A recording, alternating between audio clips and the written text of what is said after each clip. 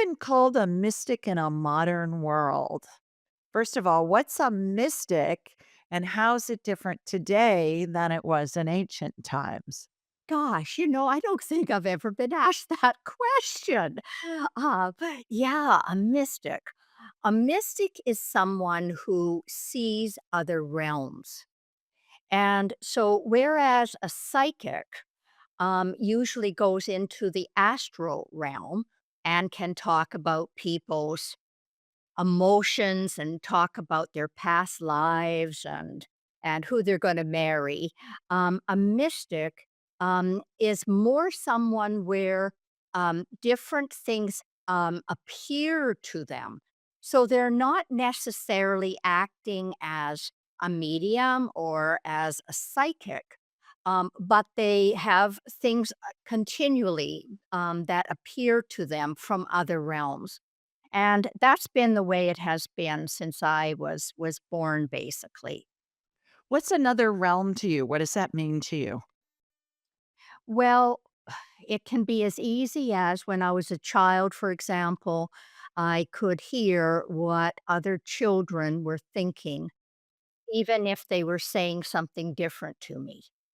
And then I would say to them, "Why are you thinking that and saying that?" And then they were frightened of me. I bet. Yeah, and then I found out when I would go to my parents and I would try thinking one thing and saying another, that they couldn't tell the difference. So from childhood, I have kept this secret that I can see other beings in other realms, whether it's people who've passed over or elementals or masters in many different realms. Okay, so back to a realm. What is a realm?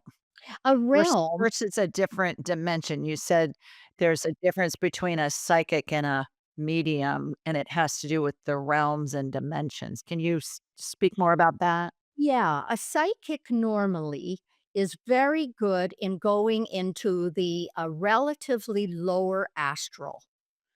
And that's the emotional, and that's where people go when they die, and that's where people go in the dream state. So they're relatively conscious in that realm. A medium doesn't necessarily go there. The medium goes up to spirit. And so a medium can go through the astral realm, through the various levels and frequencies, dimensions of that, and up to the causal where all thoughts are. So, depending on their gifts, of course, and their own frequency. So, that is, so I'm more of a medium than a psychic. I am not particularly good. If you get out cards and you start shuffling them and saying, um, well, what card am I going to turn up next? That is not a Yeah. talent Yeah. of Yeah. mine. I Right. have no relationship with cards. Right. Me So, neither. I yeah, don't either. I've never used them. well, we better stay away from Las Vegas. That's true. I've never it doesn't work at the horse races either because 'cause I've tried it at Churchill Downs, at the Kentucky Derby, and it doesn't work there either. Yeah. Okay. So, that's where, so realms are dimensions, and as Jesus said, he said, in in my house there are many mansions."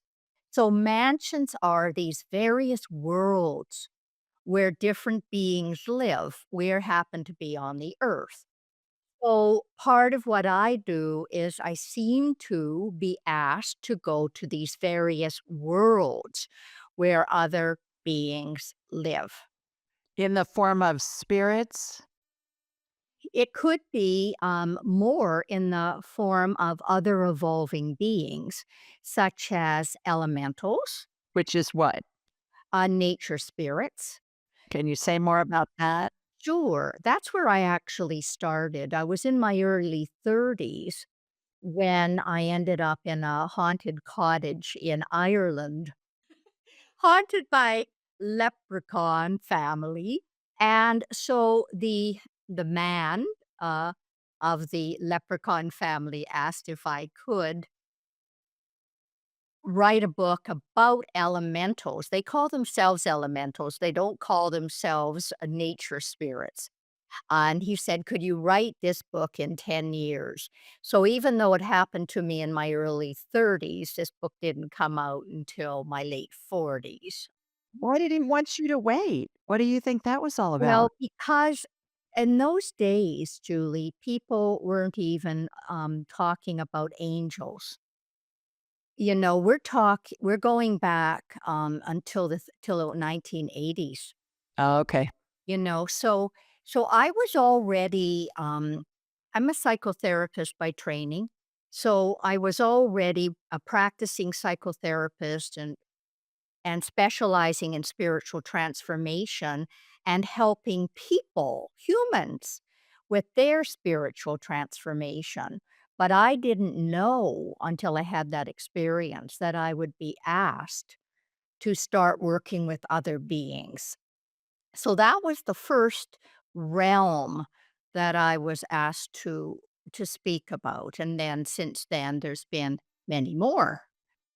Such as? What would be some examples of some other realms Well, besides leprechauns? Are the fairies in with the leprechauns? they are, yeah, Right. fairies, so in with that realm, you've got elves, brownies, goblins, trolls, gnomes. Those are all elementals. Are they all, like, cousins of each other? Like, do you have the leprechauns and the fairies in Ireland, and then you've got the elves and the gnomes in the Scandinavian countries? Are they all kind of like they're all elementals, like we're humans, but you have African humans and Norwegian humans and Irish humans, and is that how that works, or are they totally separate kinds of beings? They're more separate in that their physiology is very different. They could interbreed if they wanted to, but they don't usually. They usually stick with their own caste. They would say caste. And they're more traditional than humans, so they also follow the jobs that their parents would have had. So a leprechaun, for example, is famous for making shoes and leather work, and so they're more craft person. Where an elf, if it was a royal elf, it would be more interested in fashion. So that was sort of the first go at a realm that I was supposed to go and work in. Yeah. I love it. I've seen fairies and leprechauns in Ireland. Great. And yeah, and in the woods, and I asked them to come out, and they come out, and then they talk to me, and I said, "Thanks for coming out and saying hi," and they said, "Well, we knew you could see us." And then I talked to them for a while, and it was interesting because I've seen fairies here in Birmingham, Alabama, where I live, but they're dressed differently. So, would they like the elves in Ireland to me look like Tinkerbell? The elves in Alabama look like majorette outfits. They had, like, on a sparkly, sequiny leotard kind of a thing, like a twirlerette, like a majorette in a band, a high school or a college band. They look like the University of Alabama twirlerettes is what they look like to me with the wings, but they're dressed differently. What's that all about? Okay. First of all, elementals often, we're going through our filter, we tend to see them in human characteristics Sure. and Yeah. ways that they would dress. But Right. also, even without our own human filter, they do dress according to the country that they live in. And elementals live. They live all over the world, just like humans. And so that's why you saw them dress differently. That is hilarious. Oh my god, that makes total sense. Yeah, and the leprechauns look like I've seen pictures of leprechauns, and I know enough with spirits, they're gonna show themselves to us in a way that it makes sense to us from our human perspective and from our own life's journey of what we think they're gonna look like, so we can identify them, and it may look different to somebody else. Is that what you find? The Yes. same thing? Yeah. Yes, yes, I do, and so when people say to me, "Well, what do they look like?" I say, "Well, this is the way they look to me." So I differentiate. Mhm. Right. I was in Vegas in November, and the Bellagio hotel has this I don't know if you've been there, but they have this fabulous conservatory, and it's like a glass greenhouse, but it's massive, and they have a different display for each season, and they had the fall season, and they had fairies flying from all over, that were suspended from the ceiling and everything, and they look like woodland fairies, that's how they had them dressed, and I thought, "Whoever was designing this has either seen them or they've seen pictures of somebody describing woodland fairies, and they all seem to have wings, they seem to have common characteristics, but what I'm hearing you saying, what I've experienced is they can be dressed differently with Yeah, similar characteristics." that's right, and there's a third option for the person who designed them, and that comes back to you asked me earlier about other realms, but then we went back to elementals. Well, I've written about hybrids, because one of the ways that elementals can evolve if they want to learn free will, because humans have free will and elementals don't. So, if they want to learn free will to become a conscious creator on this planet, because the humans aren't doing a great job, then they can, with the permission of their elemental karmic board and the human karmic board, if they are an old elemental, mature elemental, they can enter human evolution as a hybrid. So I wrote a book called Hybrids So You Think You're Human about 22 possible kind of human hybrids, of which elementals were one of those. Dragons were others, merpeople were others, What's a merpeople? mermaids. Mermaids. Oh, wow. I saw Tanis last night, swear to God. I was on Instagram after I did my show, and there was a post that came up of a Chinese lizard that looked like a little mini dragon. And Uh-huh. then and I thought, "Well, perfect. I'm gonna be talking to Tanis tomorrow." And I thought of, is it that these different creatures and the legends about them are based on historic things that have just become legends over the millennia. Uh, Like the flying dragons and like yes. the leprechauns and all of that. You can see them, I can see them, but most people believe they're a legend. They're not really real unless they've experienced them themselves. They are real, I agree. and I've written about that. My latest book's called The Dragon Tale, and it is actually about, um, talking with a dragon on the dragon world, in the dragon realm. So that's going to the, solar system of Draco and the dragon world, and how the dragons are the helping to catalyze the frequency of the earth currently, so it can have a quantum leap in consciousness, and how dragons have been evolved in the evolution of the earth, even more than the evolution of humans, but the evolution of the earth, for millennia. And that's why it's in our stories of the dragons. Every country around the world has a story about the dragons. They used to be here more, And people used to be more clairvoyant a long time ago than they are now.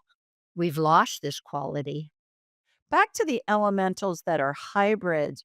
When you were talking about that, Tanis, it made me think of, is it something similar to we can evolve and we'll see like an amoeba will evolve into a paramecium that will evolve into something else, and eventually a human? Is that your understanding of how that works? And is that kind of what's going on? Are elementals part of everybody's evolutionary process? Every humans? Yes and no. Elementals in my book, Good Morning Henry, an in-depth journey with the body consciousness. I talk about the body elemental. So all of us have a body elemental that builds our body from lifetime to lifetime, and everything on the earth is made up of elementals. So there's elementals of the air and the water and the earth. And when I wrote about elementals in Summer with the Leprechauns, I wrote about earth elementals, which are the gnomes and the elves and whatever. But everything is made up of elementals, even our body. And this body elemental evolves in consciousness as we evolve in consciousness in its relationship with the body. And we program it with our thoughts and our feelings. But it is really, the body elemental is really spirit in form. It's really, I call it, the body intelligence or the body consciousness. Eckhart Tolle calls it the inner body. But when I first wrote about the body elemental was in 1989 in Summer with Leprechauns. And I called it then the body elemental. So it's very important, in fact, essential that we get in touch with our body elemental and start working consciously with it for health, energy, and also for our own transformation. And I know that I'm speaking to the converted about this and speaking with you, Julie, because of your training and what you're practicing.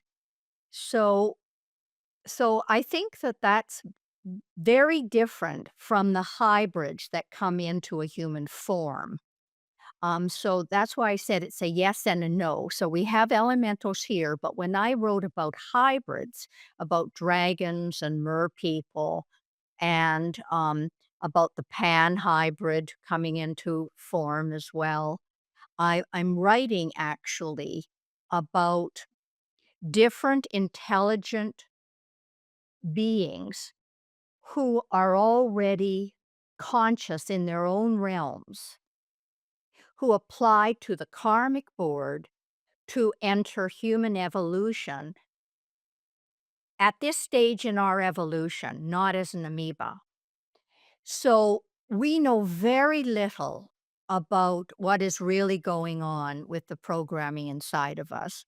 Whether we know the strand of our DNA, and now we're finding out that, about RNA, and messenger RNA, but we know very little, and those are only the things we can see. So we don't know about the programming on the astral level, the etheric level, where they can actually work with mutations to to put this into a human form. It's way too subtle for us to be able to measure or see this yet. This will come. This will come. So just for some clarification, just to be sure that I'm I'm getting what you're saying here.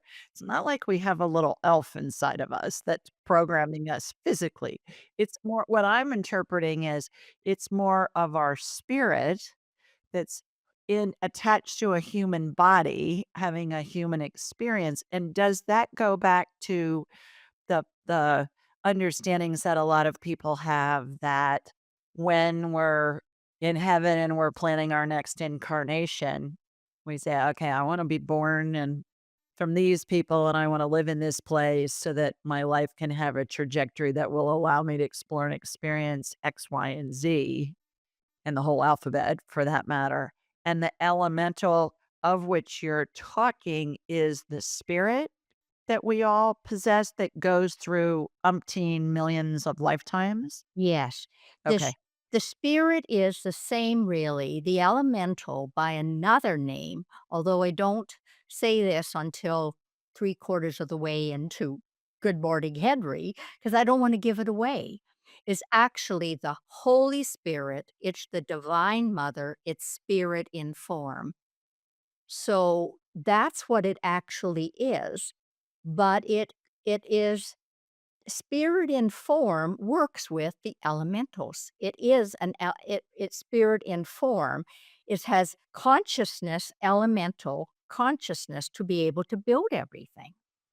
Well, and to be able to communicate with all these other spirits and elementals and others, I would think. I believe that it's my spirit communicating with their spirit and your spirit communicating with them and their spirits as well. Does Yes. that make sense? Yes, it does. And we're all a fractal of the divine. Yes. So that would make sense to me as well. Back to the mer people. Sure. Okay, so I get back to the legend thing. The mermaids. My God, how many ships, ancient ships, had mermaids as their mastheads? And I had my girlfriend had an old one. I don't even remember how old it was. She found it in an antique store, and it was a masthead of a mermaid off of a ship, and she hung it over her mantle. She hung it above her fireplace. It was Beautiful. fabulous. It was Beau fabulous. It was Oh, wooden and they didn't hang it sideways, they hung it straight out. So when you walked into the room, there's this mermaid that's looks like it's coming towards you, but that was the best way to be able to showcase just how gorgeous it was and the craftsmanship and all of that. So back to the legends having truth to them. I mean, the legends of the mermaids especially, more even so than the mermen. And, back to Disney. What? Disney's all about all these legends. yes, he is. Is there more to the story there? Was he led to tell these stories because of the legends to keep the legends prevalent in each new generation of children that's watching all of these different movies? He could have been. Yeah. I don't know Walt Disney, but he could have received, either unconscious communication about it or conscious communication. So he's here, his spirit's here, he's talking in my head, And what and does he say? he's saying it was conscious communication, that he could communicate with spirit, and that's where so much of his ingenuity came from, and he said he's telling me that that was I've never talked to Walt Disney's spirit before, but, we can talk to any spirit we want, whether it's attached to a body or not, but he's saying that he was led to keep the legends alive.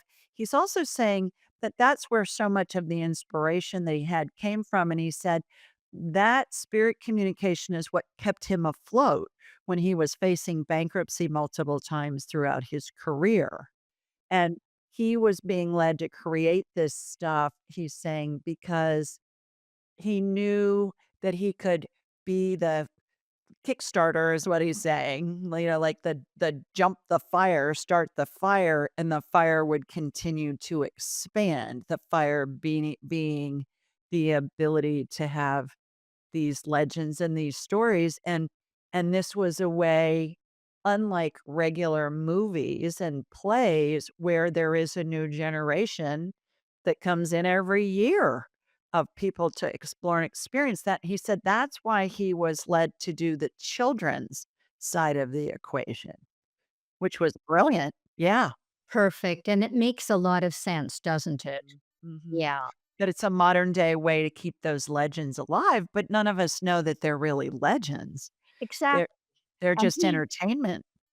he might have been a hybrid because oh, yeah, yeah, and he may be like a hybrid who was given that dispensation.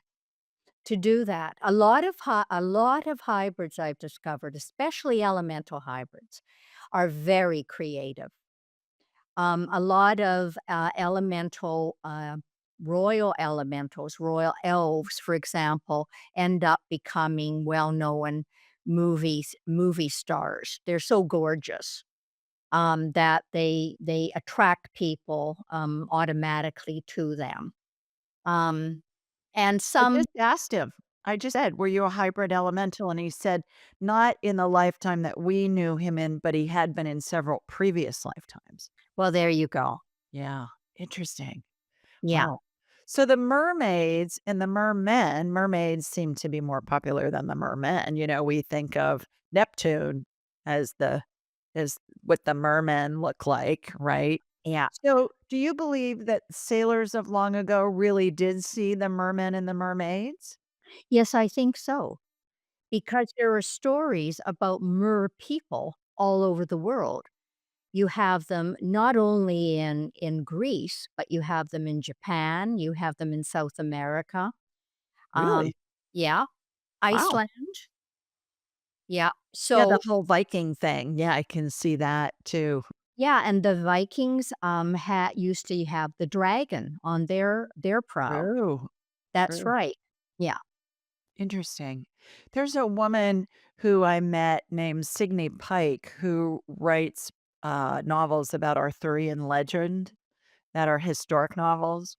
And she's researched a lot of this, and she finds that these legends, there's always a spark of truth that she can go back and she can research, and she said most of us believe that King Arthur and the Lancelot and the Knights of the Round Table and all of that all happened in England, and she said it didn't, it happened in Scotland, the whole Lady in the Lake and all of that, and in her books, they're really interesting. She talks about, what the research is that she found when she was on a quest to uncover that.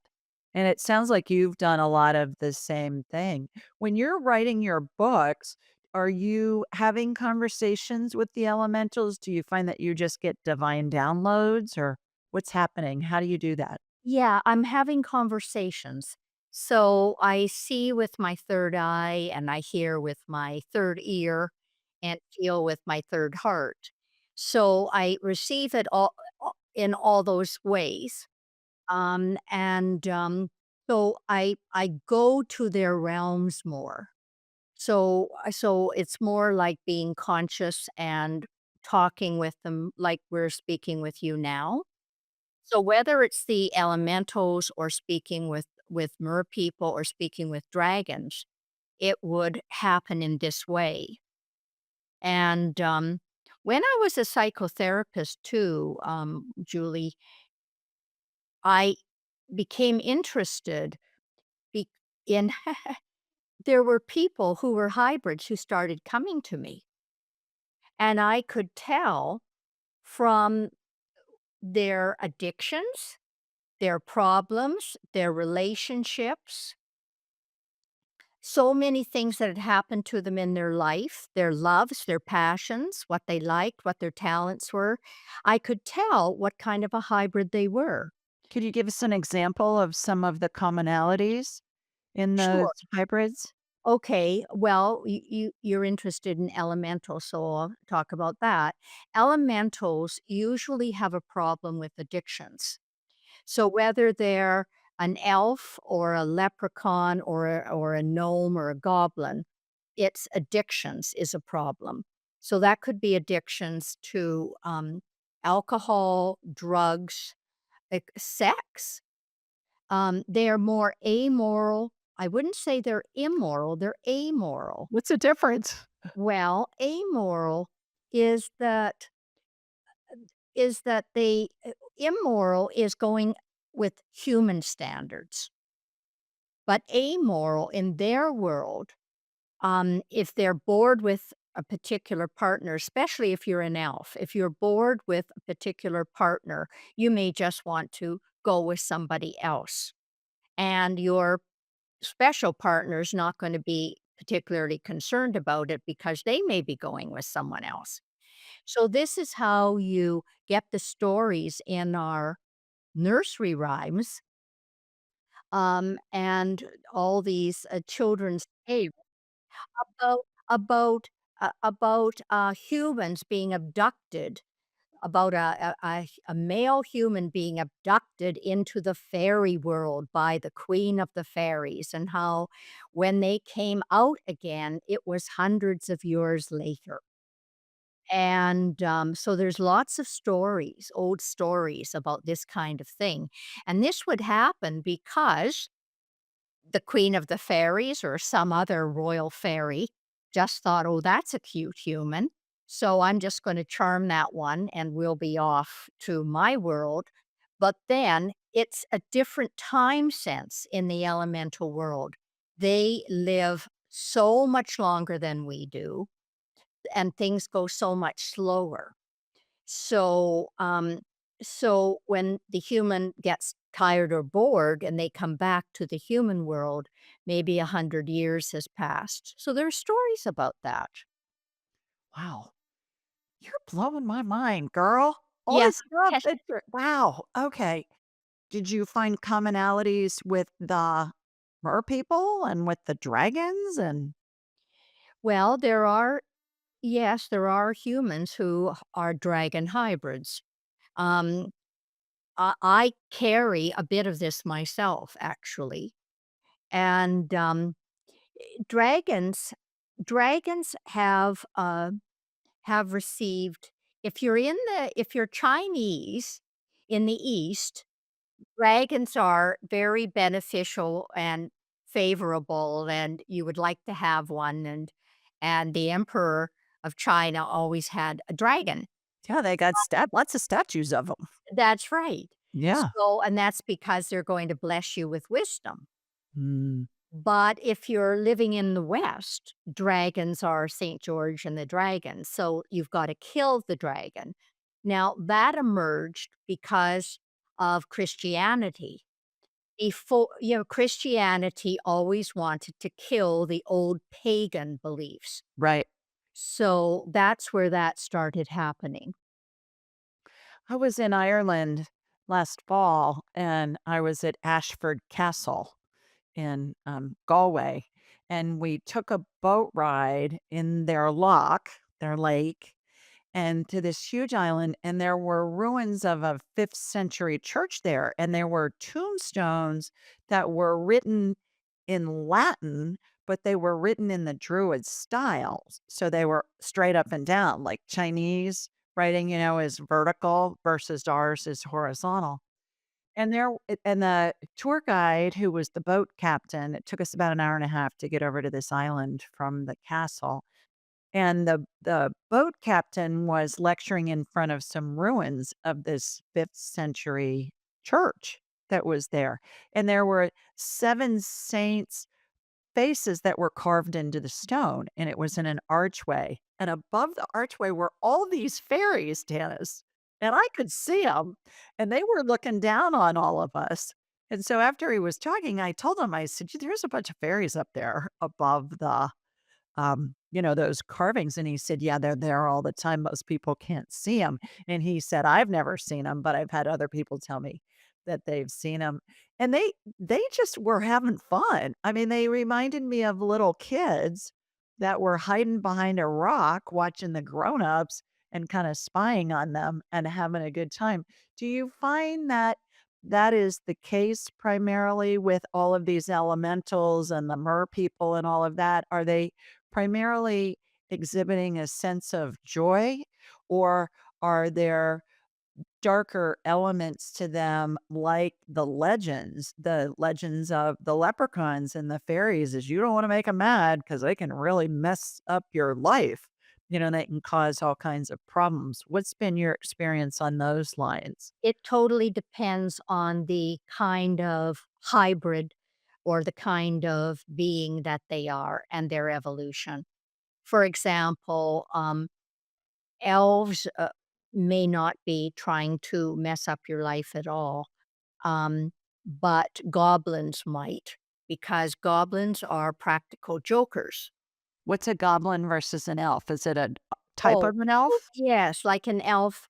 An elf is, like, tall and slender and royal and charismatic, and a goblin has longer arms and maybe not so beautiful.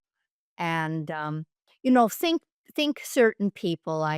I don't want people to think, "Oh, I'm saying for sure that this is the person," but think of some movie stars, right? And you think, "Oh, well," think about, Nicole Kidman and what she looks like, for example, or Kate Blanchard and what she looks like. So that's more like a royal elf. Think of Royal Robin Williams, Leprechaun. Yeah. Think Character, just Yeah, a fun and think yeah. of Mick Jagger, Goblin. Oh, interesting.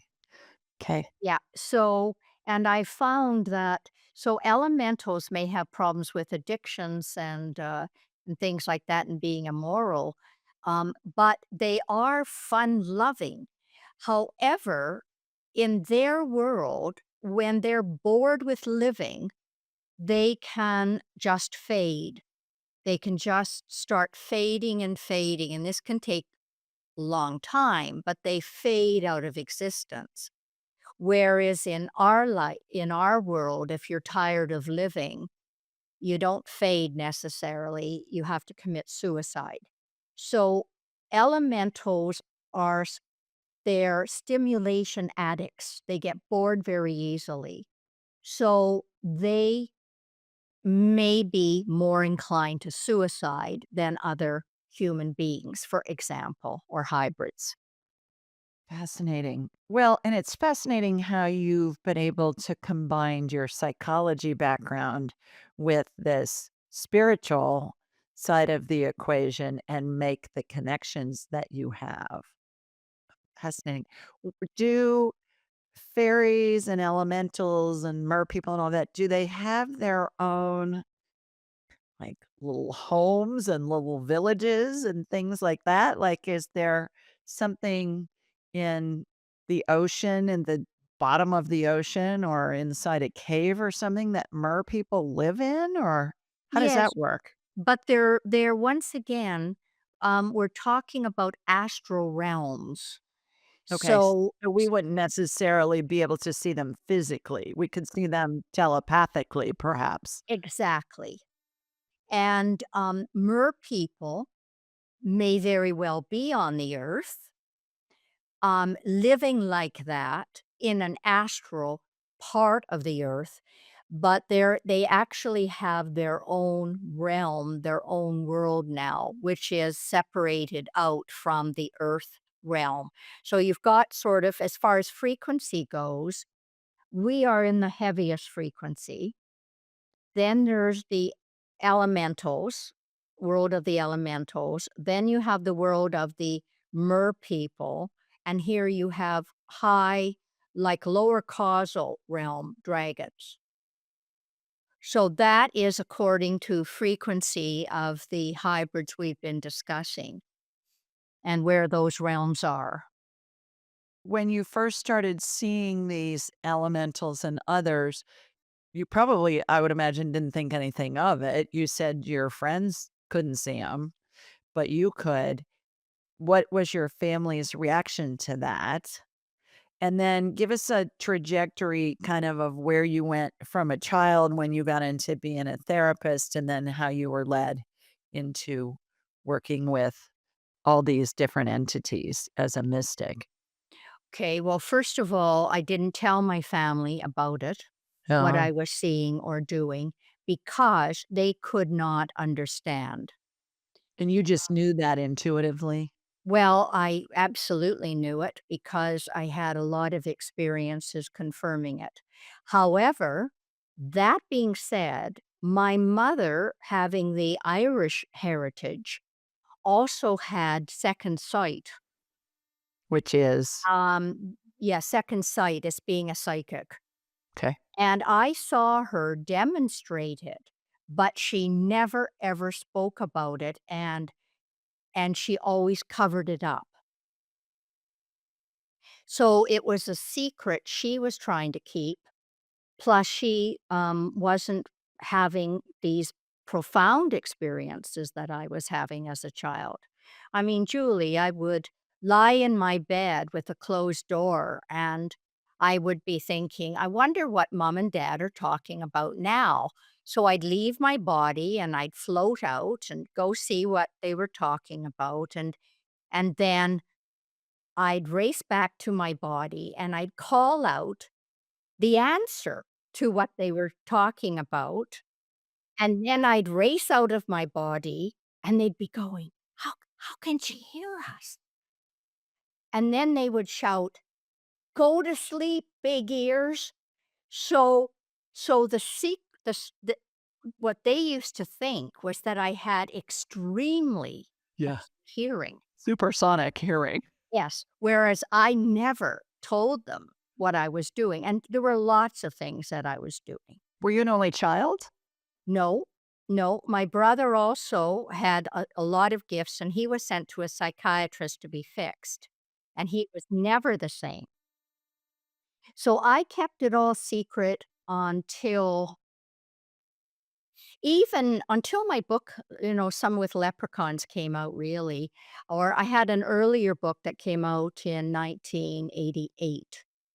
And it was called Decoding Your Destiny, and that was my first book, and, um, and that was all about stages of incarnation. That was my most spiritual book of every book I've ever written. Mhm. Were your parents still alive when your first book came out? My mother was, and by then, she was actually a student of mine, and she used to come to by then but in my late 20s, you asked me, like, the progression. So I almost died when I was 19, and What happened? hanging by a rope tow when I was skiing, and the Oh, no. power didn't cut off, and, just it was a near-death experience, and I was given a choice to go or to stay, and I saw the repercussions of each, but I was told if I wanted to stay, if I agreed to stay, I wouldn't be able to teach till I was 28. So I started teaching past life regressions and meditation because I've been meditating since I was about 20. Um, when I was 28, and then my mother started becoming my student. And then in my 30s, I started taking people to tours around the world, and I did that for 22 years. I wanna hear about that too, to sacred Eh, sites, how right? And at the same time as I was doing that, I was still a psychotherapist, and by then, I had also become a management consultant. And I was working for people like IBM and banks and government, but I wasn't telling them that I was what I can be completely normal, I pay my bills and I drive my car, You do laundry. Yeah, yeah, like like you. me. Oh, Right, right. you function down here. So no one ever guessed until my first book came out, but because I mean, there was only 5,000 copies, so, no one knew they were all sold, but no one really knew too much about me anyway, so that was good. But anyway, so then it continued like this. So the tours went on for 22 years, continued, management consultant, da da da da. And then the leprechauns, took the next 20 years as well as being a management consultant. And then I opened in the year 2000, January, the International Institute for Transformation, which has been going for 25 years. And this is to help people. I work in Europe 2 months of every year. I don't see people individually anymore. And I do online courses and I write books. So when you were doing your management consulting, did you bring in the spirituality in your management consulting kind of under the table? Did they know what was going on? Were you upfront about it? How'd you handle that? A couple of things happened. One was I actually became famous for the past life regressions. I was on national TV and radio regressing announcers to their past lives.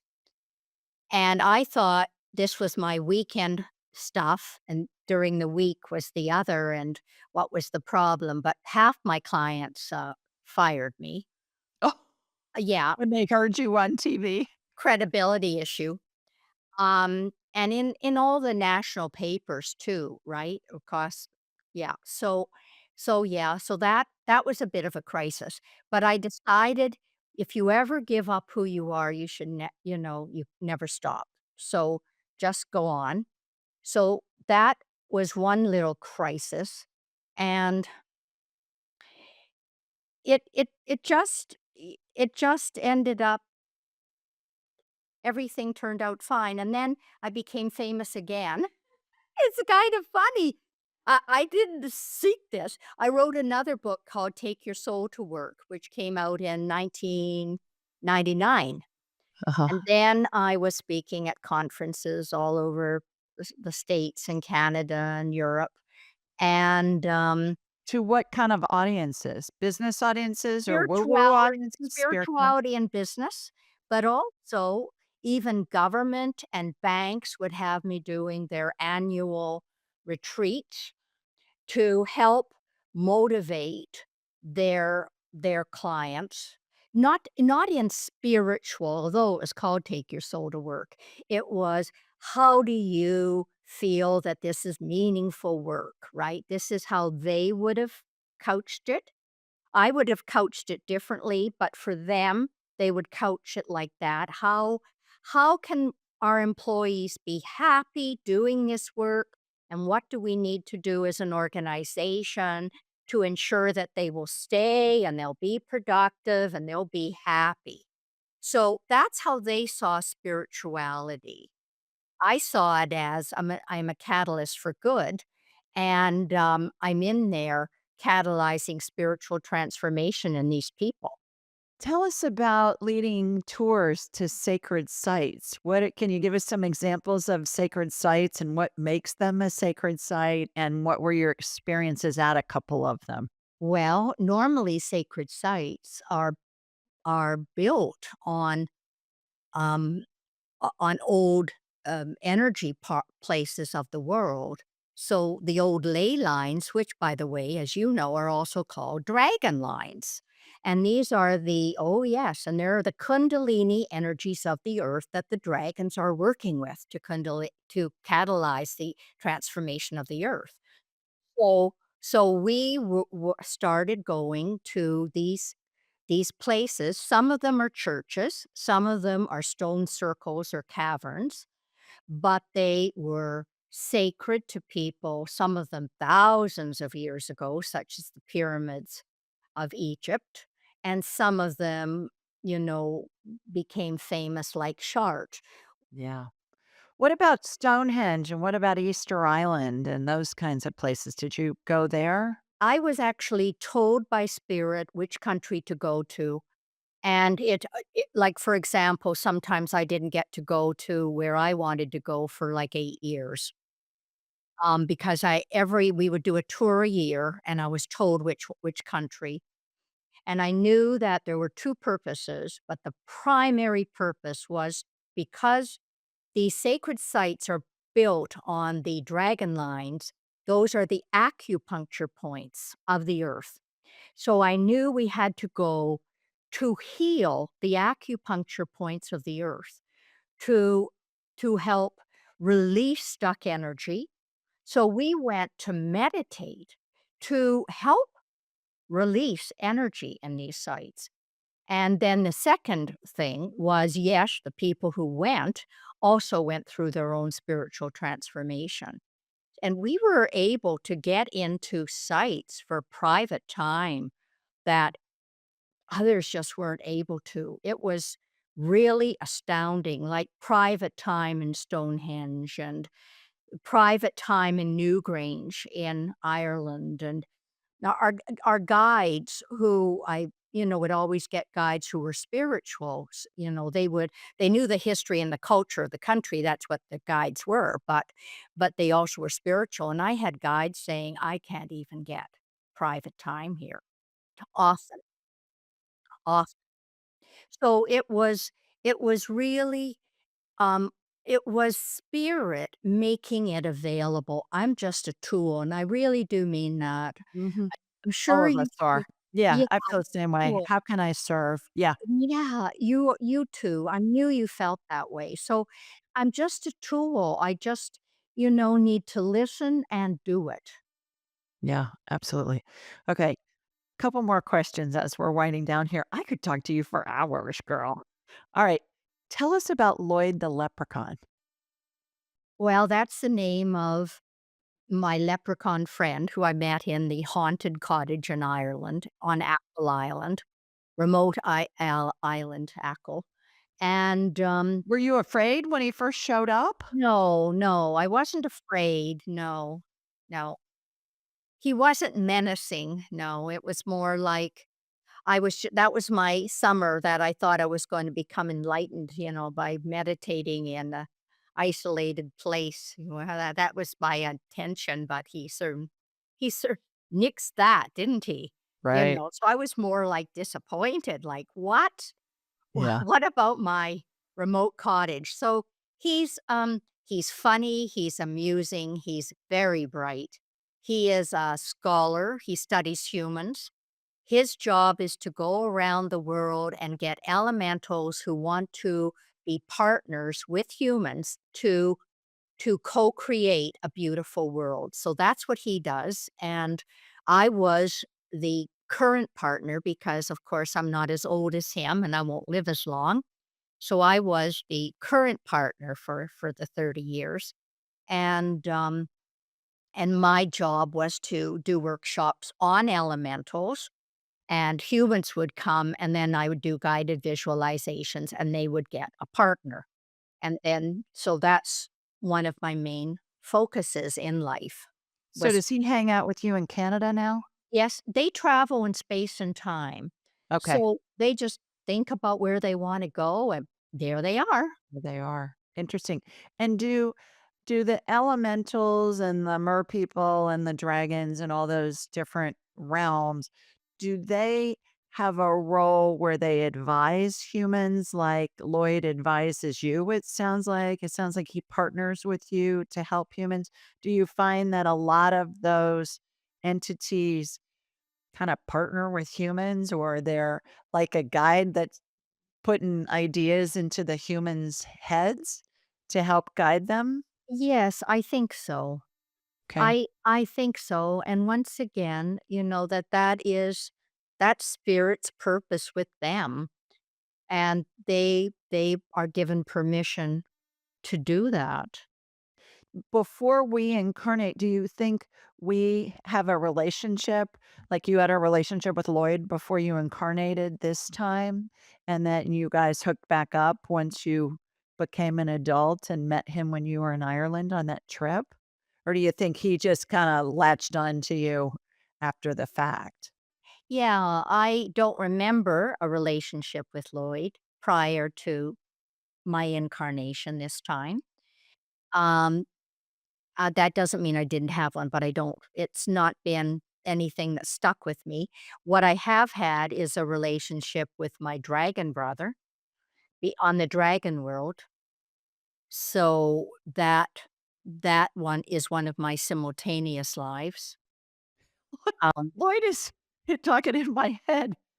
He told me he was assigned to you, and he's saying that you are one of the people currently living who understand elementals better than anybody else, is what he's saying, and he said, "Look at her, she kinda even looks like a leprechaun." I mean, if you dressed her up and those of you that are listening, she's darling, she's cute, she's little, she's got red hair, she's darling looking, so I can see that, but he's saying, "No, he was assigned to you," and he's laughing about it. Like, he hit the jackpot when he got assigned to you. So who assigned you, Lloyd?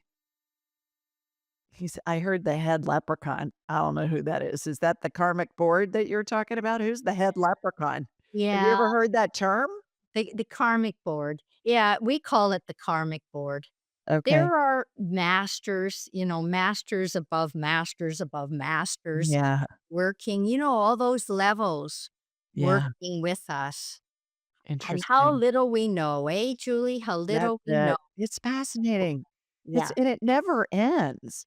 I mean, No. it's and I know you feel the same way. You kinda dip your toe in this pool, and then it's an endless journey that you just keep more and more and more and more unfolds, and you're fascinated by what unfolds next, and you're led to the next thing, and the next thing, and the next thing. You have said that we all have 3 qualities in our hearts: love, wisdom, and the divine, and that it's important to balance them to become a conscious creator. Can you say more about that? Yes. Um, those 3 qualities are the divine will is God the Father. It's the Holy Trinity. God the Father's divine will. God the love, God is Christ consciousness. And God wisdom is Sophia, the divine mother, which is also the Holy Spirit. So those are the 3 qualities in all of our hearts, and those are qualities we need to become a conscious creator. And when I was a therapist, this is when I really became aware of this. Was when I was a therapist and seeing people come and noticing what is their strength and what is their weakness. And I knew that one of my functions was to help people develop their weakness. My natural strength is wisdom, and I've worked on love my whole life. I think because of the incarnation I told you about, that it was lacking. And since forming our institute, because I had no intention of ever having an organization, I preferred my independence, but it was requested by many people that I would mentor them long term.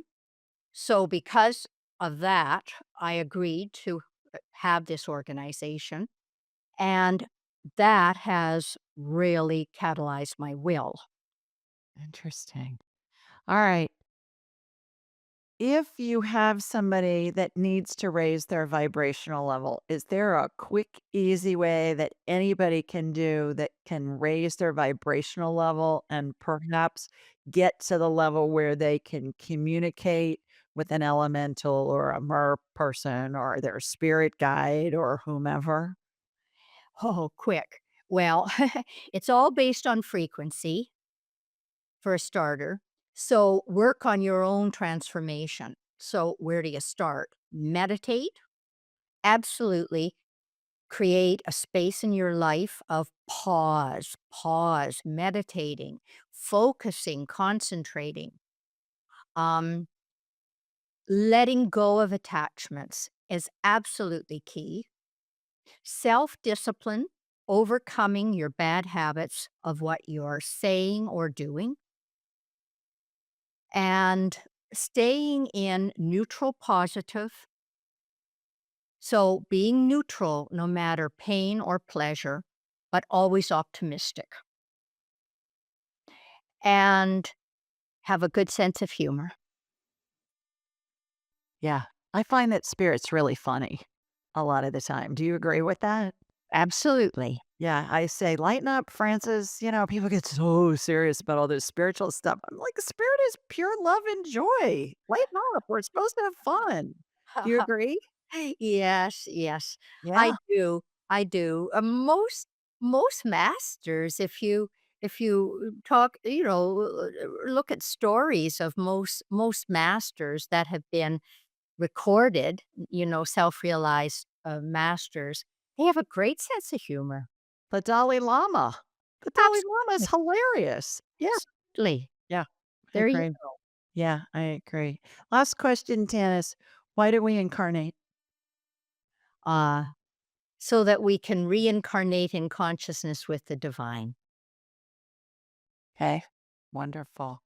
What an extraordinary woman you are, my girl. Holy schmoly. You just have shared so much wisdom with us. A lot of the stuff I didn't know, but I'm fascinated by it. I want to have you back because I got more pages of questions that I didn't even get to. Thank you for doing the work that you're doing to help people get closer to their own spirituality, get closer to their own gifts, help them develop those gifts and things along those lines. I just am so thrilled to have the opportunity to chat with you today and explore a lot of these things with you. So thank you for the work that you're doing. And you too, Julie. I thank you as well, for all the people you're helping. Yeah. So it's all about world service, like you said. It's all Yeah. about service.